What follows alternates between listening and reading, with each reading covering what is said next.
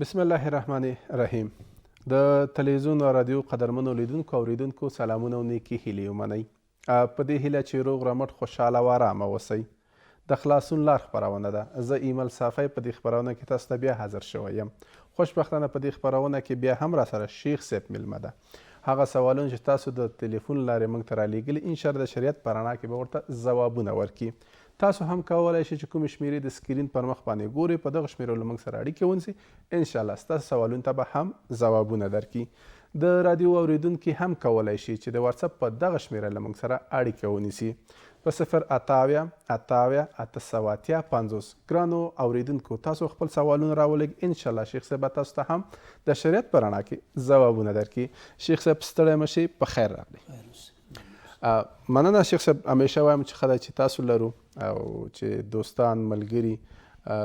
د لرو ولایتونو ملکونو نه سوالونه لري او تاسو د شریعت په رڼا کې ورته ځوابونه ورکوئ. یو ورور سوال رالیږلی دی، وایي چې زکات زه خپلې غریبې خور یا ورور ته ورکوی شم؟ په شریعت کې خو بس ستونزه نه لري. الحمد لأهله والصلاة على أهلها. اما بعد، زکات بلکې ټول فرائض مالی عبادات، کاغه عشر دی او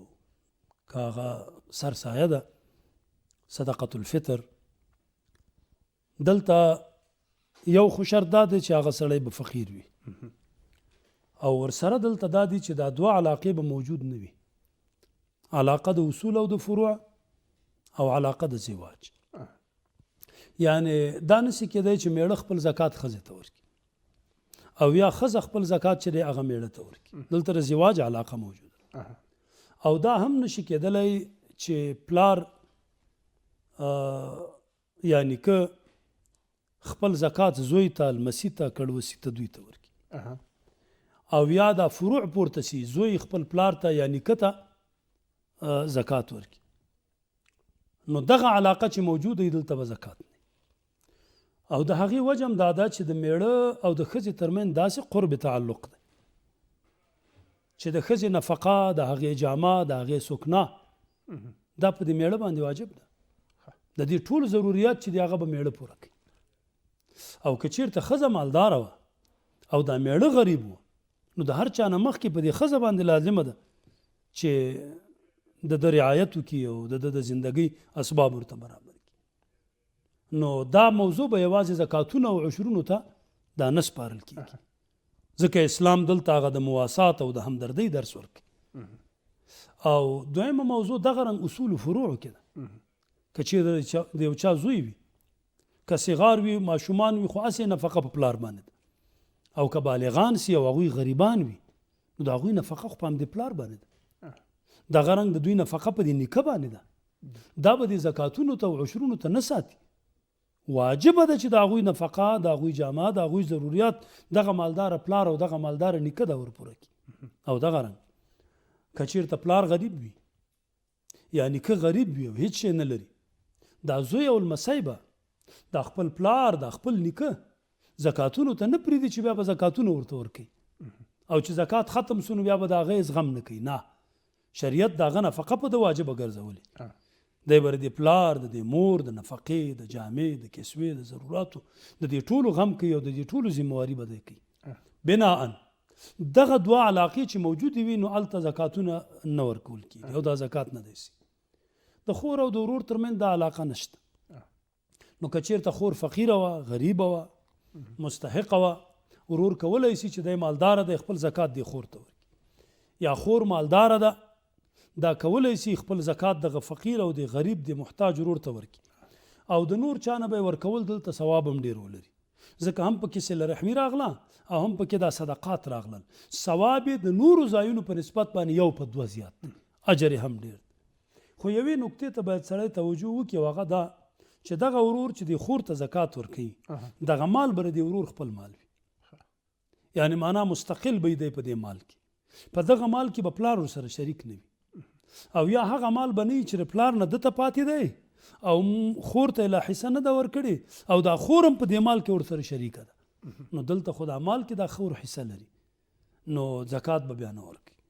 یا خو په یو صورت کې خو د هغې خپل مال دی، د هغې زکات یې واخیست، او په دویم صورت کې دا د پلار مال دی، دلته علاقه د اصول او د فروع ده، نو دلته خو بیا زکاتونه نه صحیح کیږي. نو که د ورور خپل مال و، مستقل مال و، پلار سره په دې مال کې شریک نه و، دغه خورم په دې مال کې شریکه نه وه، بیا دلته علاقه د زواج هم نسته او د اصول او د فروع هم نسته. د نور چانه بهتره دا ده چې زکات دې ته ورکولی شي، صله رحمي لحاظ به هم سوی وي او د هغې تر څنګ به یې فریضه هم ادا کړي. مننه شیخ صاحب. کور ودان په دې هیله چې هغه دوستانو سوالونه رالیږلي او خپل جواب یې ترلاسه کړی وي. یو ورور سوال رالیږلی و که په اول رکعت کې آخري صورت ووایي نو په دویم رکعت کې به څه وایي؟ دا مسله دا ده چې دغه ترتیب د صورتونو چې قرآن عظیم الشان کې دا صورتونه په کم ترتیب باندې دي او یا آیاتونه په کم ترتیب باندې دي، د دغه ترتیب رعایت چې دی د احنافو په نسبت باندې دا واجب دی. زمونږ ستاسو مذهب کې دا واجب دی چې مانځه کې به قرآن عظیم الشان په همدغه ترتیب د سورو باندې ویل کیږي. اوس که چیرته یو څوک راپورته سو هغه په اول رکعت کې هغه صورت وایي چې وروستو دی په ترتیب کې، او په دویم رکعت کې هغه صورت وایي چې مخکې دی په ترتیب کې، زمونږ او ستاسو مذهب کې دا کار مکروه دی. دا مکروه ده. مطلب په اول رکعت کې د چې مونږ عام فهم ووایو سوره قریش وایي او دویم رکعت کې سوره فیل وایي، سره دې چې په ترتیب کې اول سوره فیل دی او بیا سوره قریش دی او د بالعکس وایي، نو دا منځ مکروه شو، نو کراهیت راغی. هغه واجب چې دی ور باندې پاتې سو، ځکه نبی کریم صلی الله علیه وسلم فداه ابي و امي چې عموما لمونځ کړی او مونځ تلاوت کړی دی، امامت ور کړی دی، په مانځه کې د سورو وینا کړې ده،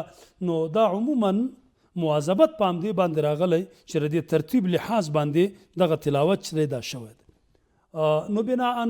د احناف په نسبت باندې په همدغه ترتیب باندې د قرآن عظیم الشان لوستل دا واجب دی په مانځه کې، په رکعاتو کې،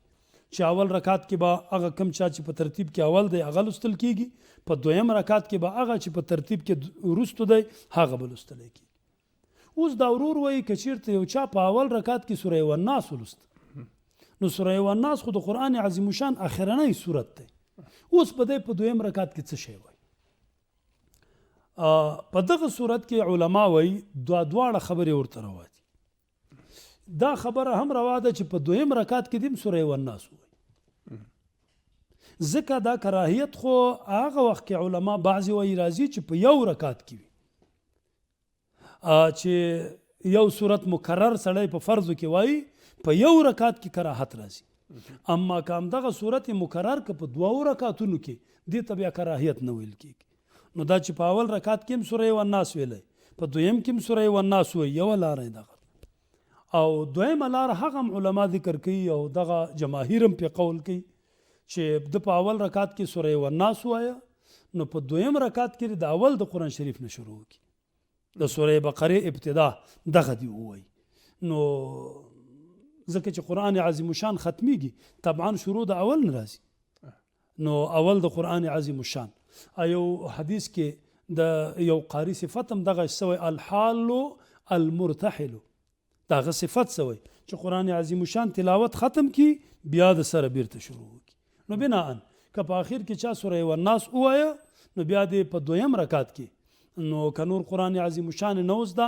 همدغه سوره والناس دویم رکعت کې ووایي، او که زده یې و نو د قرآن عظیم الشان د ابتدا نه دې پکې ووایي، د کراهیت نه چې دی دا بچ کېږي. ډېره زیاته مننه شیخ صاحب. کور مودان یو ورور سوال رالیږلی دی، وایي چې زما کور کې خلک دي چې میلمانه راځي، یعنی وایي چې میرمنه مې چې میلمانه راځي خیرې ورته کوي، طبعا وایي چې دا میلمانه ولري یا به د ستړتیا د وجې څه د وجې څه ستونزه لري؟ یعنی مطلب دا دی چې د ښځه د میلمنو سره جوړه نه ده، په دغه معنا چې د میلمنو راتګ په هغې باندې بوج دی. دلته خو یو موضوع داسې د هغه اخلاقي موضوع ده او شرعي موضوع ده چې باید دی د کورنۍ د خپل کور کې د میلمه فضیلت ذکر کړي، د میلمه اهمیت ذکر کړي. دا چې نبی کریم صلی الله علیه وسلم زمونږ میلمه پالو، د میلمنو قدر یې کو، او مونږ په ملت د ابراهیم علیه السلام یو، ابراهیم علیه السلام ډیر میلمه پالو، تر هغې پورې به خوراک نه کوو تر څو چې یو میلمه به ځان سره پیدا کو، ډوډۍ کې به ځان سره شریک. نو او نبی کریم صلی الله علیه وسلم هغه فرمای اکرمو ضیوفکم د خپلو میلمنو قدر وکړئ د میلمه عزت وکړئ دا یو لوی شی بناء دغه چې لا يحب الله الجهر بالسوء الا من ظلم دا قرآن عظیم الشان کې راځي د دې شان نزول یو هم دغه دی چې څوک یو ځای ته میلمستیا ته تللي وو هغوی یې ښه میلمه پالنه نه وه کړې بیا به یې هر ځای کې د هغوی یاد کاوه چې فلاني خلکو زموږ ښه میلمه پالنه نه وه کړې نو چا به ورته ویلي وي چې تاسو غیبتونه کوئ خو هغوی میلمستیا نه ده درکړې اوس په هر ځای کې یادوئ نو آیت نازل سو الله يحب الله الجهر بالسوء دا د بدو خبرو وینا دا په هر ځای کې ردی وینا کول دا الله نه خوښي خو الا من ظلم که په چا ظلم سوی و دی عفو دی نو معنا دار دا چې یو میلمه پالنه څوک ونه کړي او د میلمه قدر ونه کړي میلمه حق لري چې بیا هغه د حق ادا سوی نه دی بل دی کې چېرته ووایي نو دا هغه څه دي چې په اسلام کې د میلمه پالنې قدر راغلی د میلمه عزت راغلی د میلمه قدر راغلی میلمه چې راځي برکت راوړي د کور ته رحمتونه راځي د کور ته برکتونه راځي حدیث کې راځي نبی کریم صلی الله علیه وسلم فرمای هغه کور ته چې په هغې کې خوراک ډیر کیږي یعنی میلمانه ورته ډیر راځي خلک ورته میلمه پال وي دا خلک دا کورنۍ میلمه پال وي دغه کور ته خیر او د الله رحمتونه او برکتونه دومره ژر ورځي د هغه چړې نه کوهان د اوښ ته دا د عربو محاوره وه چې کله به یې اوښ حلال که نو بیا به ډیر ژر چې وارخطا و چې ژر مو اوس یو شی پخ کړی وی او خوړلی مو وی نو دا د کوهان چې کم دی دا د په شا کې چې هغه بوک ځای دی د اوښ نو دغه به ژر پرې کاو دستي لکه موږ او تاسو چې قرباني کوو نو ژر هغه ینه راوباسو او ژر یې وړوو هغه لیږو تر څو غوښه برابرېږي نو ینه برابره سوي وي نو د عربو عادت به دغه و ژر به دا کوهان پرې که هغه به یې ټوټه ټوټه که نو دا کوهان ته چې د حلالېدو نه وروستو چاړه ډېر ژر رسېږي وایي دغه کور کې چې میلمانه ډېر وي خوراک ډیر کیږي میلمه پال وي دا کور رحمتونه برکتونه د الله مهرباني دا د کور ته ډیر ژر ورځي د هغې نه نو کله چې دغه سړی په خپل کور کې د میلمه قدر ذکر کړي د میلمه عزت ذکر کړي او دا چې دغه ښځه ورته ډوډۍ تیاره کړي چای ورته تیار کړي دا میلمه یې وخوري د دې په دې تیارولو کې دې ته الله اجر ورکوي دې ته الله ثواب ورکوي فکراً بیا دا ښځه آماده کیږي د ثواب ته د عزت ته د قدر ته دویمه موضوع چې دی دا ووایي چې د ښځې ته ووایي چې خوراک خو په ما دی راوړل په ما دي خرچه زما کیږي چې زه ورباندې خوشحاله یم نو ته ولې ورباندې خفه کیږي نو که چېرته دا ښځه بخیله وي یا د بخل د وجې د دې غم ورسره وي چې دا خو شیان به ژر خلاصیږي نو دی چې ورته ووایي دا خو زه راوړم دا خو زما ذمهواري ده زه یې تا ته برابرومه زه یې بیا راوړمه ته د دې شیانو غم مه کوه فایده یې دا ده راوړمه یم زه خرچه هم زما کیږي ثواب هم د ستا کیږي نو دا دویمه خبر ده چې دا ښځه دې ته آماده کیږي چې دا میلمه پاله به اوسي او درېیمه خبر چې موږ او تاسو باید ورته متوجه سو هغه دغه موضوع ده چې ښځه باید ذهناً دې کار ته آماده سي دا وهل ټکول دا چې یوه ښځه میلمه ته مثلا ډوډۍ نه تیاري ته ورته کوتک نیسي دا بیا په شریعت کې نشته ځکه چې حتی که دا ښځه دا وغواړي چې تا ته د جامې نه مینځي نو تی پې وهلی نسي دا ټکولی نسي ورباندې نو ځکه د دې ښځې دا هغه اخلاقي فرض دی چې د ستا جامې به مینځي او تا ته به یې وتو کوي او تا ته به یې برابروي اما که چېرته دې ښځې وویل چې زه ستا جامې نه مینځم دا خو ستا خپلې جامې دي او تی خپله برابروه او یا یې زه درته وتو کوم نه دا ستا خپله ذمهواري ده تی کوه شریعت کې په دې ښځې باندې دا لازمه نه ده چې ته دا ښځه ووهې او ویې ټکوې چې دا کار دې ولې داسې نه دی کړی ښځې ته به ووایې چې تی نه کوې زه خو هم ډېر مصروف سړی یم او دومره وس هم نه لرم چې دوبي باندې یې ومینځمه او بیا یې هغه وتوکم بس زه به بله ښځه وکړم نو داسې ښځه به وکړم زه به اول ورته ووایم چې دغه مشکلات لرم که دې مشکلاتو سره مې قبلوې نو بیا دې کوم او که نه نو کیدای شي دا ښځه بیا دې ته آماده سي چې زه صحیح ده خو جامې دې مینځمه وتو کوم یې هم بیخي کوټبند کې یې ږدم که نور ضرورت دی هغه دې برابروم خو بلې خوا ته چېرته لاړ نه سي نو داسې هغه اصولو نه چې کار واخیستلی سي بیا به مشکلات نه وي ډیره زیاته مننه شیخ صاحب کور ودان او که د ښځو په خیره باندې کېدله نو یو میلمه به ژوندی نه و په هر صورت شیخ صاحب یوه لنډه دمه لرو اجازه مو ده چې خیر اوسي الله مو حفاظت درنو کتونکو زه یوه لنډه دمه لرو بیا هم له موږ سره اوسئ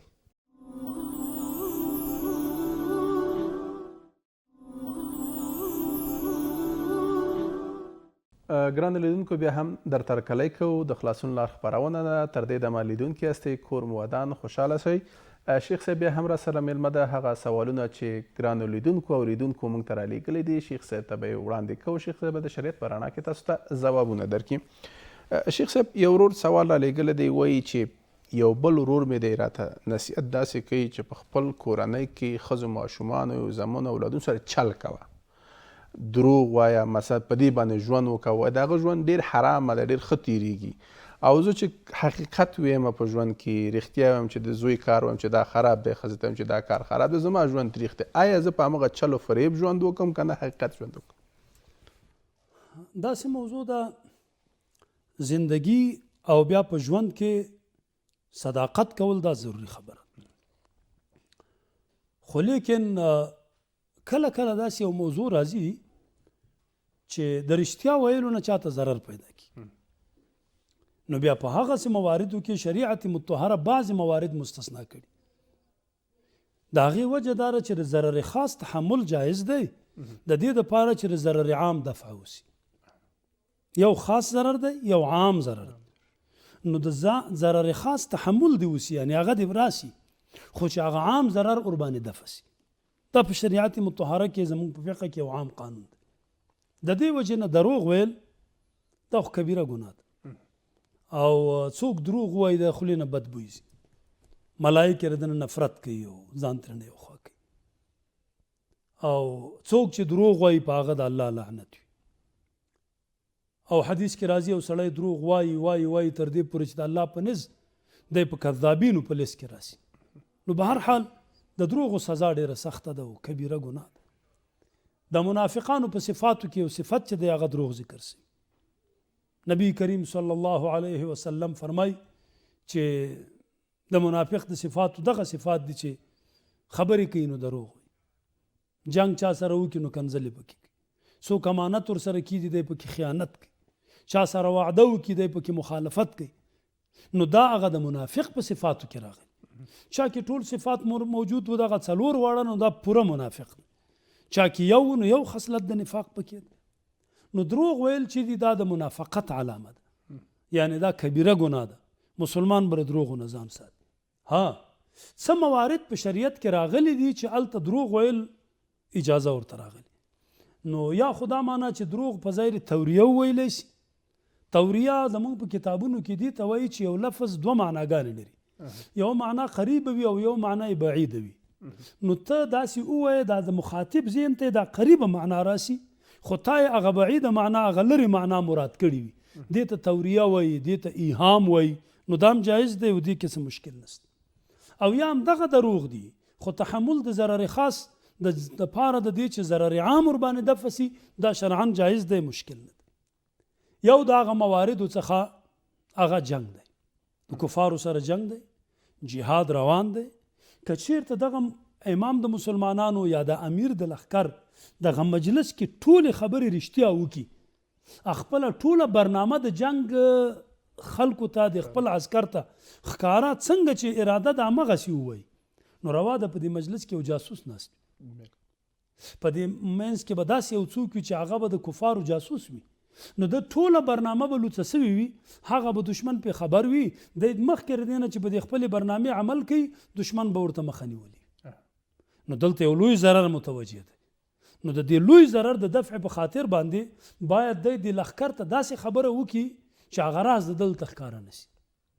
که چېرته توریه دې وکړي، مثلا دی غواړي چې شرق طرف ته حمله وکړي، نو په دې عام مجلس کې د غرب طرف د لارو پوښتنه وکړي. یو چا ته به وایي ته په دې لاره باندې خبرې دې ته څو لارې تلي، کومه یې لنډه ده کومه یې لرې ده، په کومه لاره کې اوبه سته په کومه لاره کې اوبه نسته، کومه ګړنګونه لري کومه یې نه لري. نو د دې لپاره دا د مجلس خلک به دا سوچ کوي چې دا زموږ د لښکر امیر د دې لارې پوښتنه کوي لکه چې اراده په دې لاره د تګ ده. نو که جاسوس وي به ورته ووایي چې د دې لارې غم کوي او د ده خو اراده د بلې لارې ده، هغه د مشکلاتو نه د کمینونو نه د دشمن د ضرر نه به دی بچ شي. نو یو صورت خو دغه ځای دی. او دویم د صلح صورت، ته غواړې چې صلح وکړې د دوو مسلمانانو په منځ کې، دغه دوه مسلمانان سره وران دي، ته غواړې هغوی سره جوړ کړې، نو ته د یو ته ورغلې